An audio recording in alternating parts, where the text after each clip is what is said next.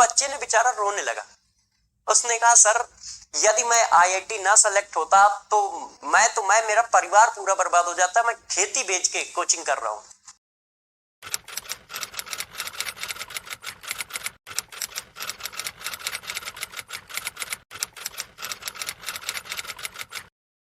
देखो आपको एक बात बताता हूं, है ना, एक ऐसी कहानी जो मुझे बहुत ज्यादा जो है काम करने के लिए, सिलेक्शन के लिए मोटिवेट करती है। वही कहानी मैं आपको ही बताता हूं, एक स्टूडेंट की है। जैसे आपको भी थोड़ा सहारा हो जाएगा कि हाँ सर यदि ये लोग कर सकते हैं तो हम भी कर सकते हैं। हाँ अब चैट ऑन है, ये लोग कर सकते हैं तो हम भी कर सकते हैं। हाँ हेलो बेटे, वेरी गुड, सही है। हाँ बच्चों बहुत सही। तो देखो बच्चों, आपको एक बच्चे की कहानी सुनाता हूं, 2 मिनट की है बस, तब तक हम लोगों का टाइम भी हो जाएगा। ठीक है, मैं एक इंस्टीट्यूट में पढ़ाता था, नाम नहीं लूंगा, कोटा में था, है ना। तो एक बच्चा बेचारा गांव से आया था, बहुत गरीब था, अपनी जमीन बेच के उसने जमीन बेच के अपना फीस जमा की थी। और जब वो आया तो इतनी भीड़ भाड़ में उसको थोड़ा सा पढ़ने में दिक्कत हुई। तो मेरे से मुलाकात हुई, उसने बोला कि सर बहुत ज्यादा दिक्कत आती है, इतनी स्पीड को मैं पकड़ नहीं पाता हूं और थोड़ा सा देर हो जाती है मुझे इन चीजों को समझने में।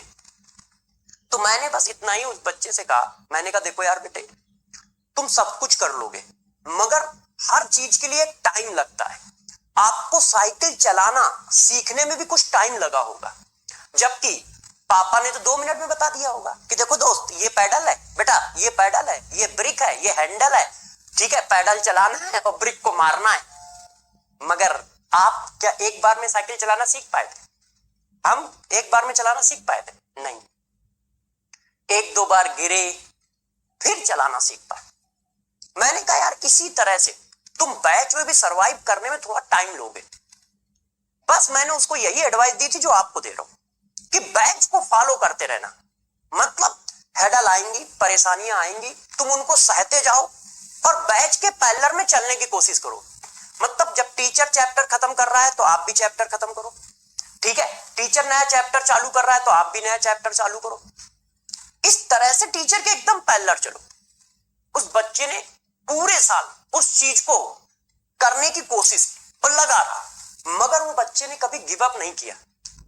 हर चौथे 5वें दिन मेरे पास आता था, ठीक है कि हाँ सर अब थोड़ा सा ठीक हुआ है, मगर कभी नंबर कम आ रहे हैं कहता था, ठीक है, कभी ये कहता था कि ये प्रॉब्लम है, मगर वो लगा रहा, उसने कभी छोड़ा नहीं, उसने कभी नहीं छोड़ा। और लास्ट के 3 महीने उसने 14, 12, 13 घंटे पढ़ाई की। शुरुआत में तो ऐसे ही 12th में था तो आपके साथ चल रहा था, आपकी तरह लगा हुआ था बिल्कुल, मगर लास्ट के तो 1.5-2 महीने 3 महीने थे, उसमें उसने 12-13 घंटे निकाले। क्योंकि बैच खत्म हो जाता है तो बच्चों को बहुत ज्यादा टाइम मिलता है पढ़ने के लिए, सेल्फ स्टडी के लिए। तो जब सेल्फ स्टडी के लिए बहुत ज्यादा टाइम मिलता है तो बच्चा ज्यादा पढ़ पाता है। तो लास्ट के 3 महीने उसने बहुत अच्छी पढ़ाई की और बहुत अच्छी पढ़ाई करके जब वो सेलेक्ट हुआ तो उसकी रैंक 373 के आसपास आई थी, 373 या 377 थी। अब आप सोचो, वो बच्चा उस दिन रोने लगा था मेरे से कि सर हम तो सोच रहे थे कि हमारा सिलेक्शन ही नहीं होगा और आज हम 373 रैंक लेके बैठे। तो मैंने कहा बेटा जिनका सिलेक्शन होता है वो सब तुम्हारे जैसे होते हैं, बस प्रॉब्लम ये होती है कि बच्चे बीच में छोड़ देते हैं, डर जाते हैं, उतना पेन बियर नहीं कर पाते। तो जरा समझो, उस बच्चे ने बेचारा रोने लगा। उसने कहा सर यदि मैं आईआईटी ना सेलेक्ट होता तो मैं मेरा परिवार पूरा बर्बाद हो जाता, मैं खेती बेच के कोचिंग कर रहा हूं। अब 373 या 377 रैंक सेलेक्ट हुआ। अब जब बात होती है तो उसके पास जीवन की सारी चीजें हैं जो उसको चाहिए होती है।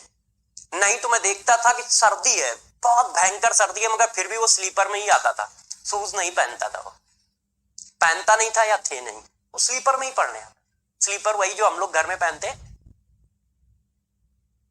तो मैं आपको यही सिखाना चाहता हूं कि देखो थोड़ी बहुत हेडल आएंगी, कभी घर की कुछ परेशानियां होंगी, कभी स्कूल की कुछ परेशानियां होंगी, ठीक है, कभी कुछ सब्जेक्ट की परेशानियां हो, मगर तुम डटे रहना, उन परेशानियों को फेस करते हुए डटे रहना बस। और यदि तुम लास्ट तक डटे रहोगे तो आईआईटी के गेट के अंदर जरूर पहुंचोगे, जरूर पहुंचोगे, पूरे चांस होंगे तुम्हारे। अच्छा, अब और बातें भी कर लेते हैं। हाँ, आईआईटी जेईई के लिए या इस बैच के लिए हमें करना क्या है? मेरी सभी बच्चों को सिर्फ एक सीधी सादी एडवाइस होती है, सीधी सादी एडवाइस होती है कि बस बैच को फॉलो करते चले जाओ।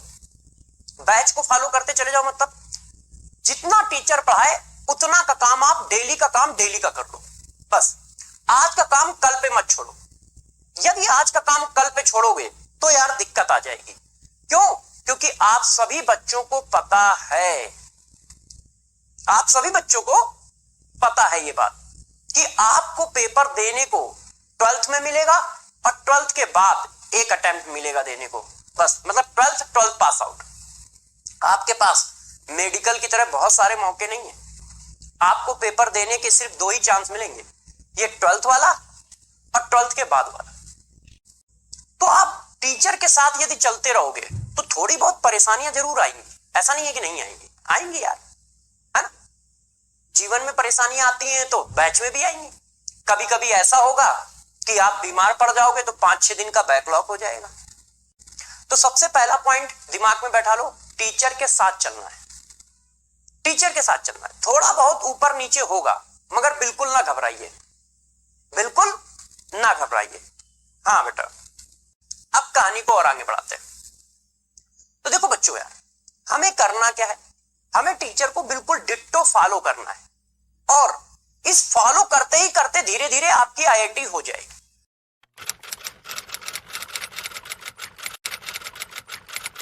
तो बहुत सारे बच्चे कह रहे होंगे सर मेरा 11th बहुत वीक है या 11th मैंने कुछ पढ़ा ही नहीं है। एक ये भी समस्या है बच्चों की कि सर 11th बहुत वीक है या 11th मैंने पढ़ा ही नहीं है। तो इसके लिए मैं एक बात बता देता हूं, 11th वीक है, बात सही है। हो सकता है बहुत सारे बच्चों ने 11th आधा अधूरा पढ़ा हो सकता है बहुत सारे बच्चों ने बीच में गिव अप कर दिया हो, कोई फर्क नहीं पड़ता है। क्योंकि जब हम लोग 12th का बैच पढ़ाते हैं तो 11th की जितनी चीजें आएंगी वो सारी चीजें डिटेल में बताते हुए आगे बढ़ेंगे। ऐसा कुछ नहीं होगा कि नहीं यार 11th की चीजों को स्किप कर देंगे। 12th के बैच में 11th का जो जो पोर्शन आएगा उस सभी को हम लोग बताते हुए चलेंगे। इसलिए इस बात से परेशान ना हो कि आपका 11th वीक है तो आप बैच में सरवाइव नहीं कर पाओगे, आपका 11th वीक है तो आप आईआईटी में सेलेक्ट नहीं हो पाओगे, ऐसा कुछ नहीं है। हम लोग 11th वाले पोर्शनों को कवर करते हुए चलेंगे, जो भी 11th का आएगा।